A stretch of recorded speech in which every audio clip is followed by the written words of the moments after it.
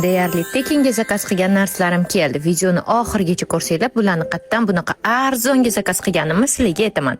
Birinchi narsam shunaqa chiroyli ko'yli, bilaman, mana shunaqa uzun kiyinishim sizlarga yoqadi va men shunga moslab shunaqa trenddagi baletkani ham zakaz qildim. Va kosmetika naborlar. Ikkinchi nabor menga особенно yoqdi. Hayotgancha qizlar, bularni o'zi hammasini Xitoydan WeChat va Pinduoduodan zakaz qilganman. Chunki Xitoyda narxlar juda ham arzon. Shunaqa suv tekinga zakaz qila olaman.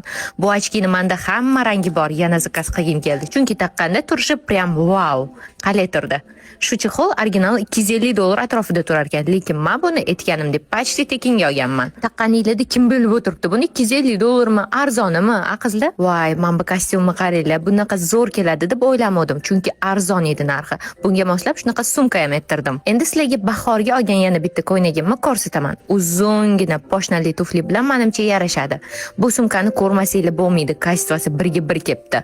Magnitli korobkada ichida hamma narsasi bor ekan, originali bilan prям birga bir xil. Men bu yoqda narxini so'rasam $100 deyishdi.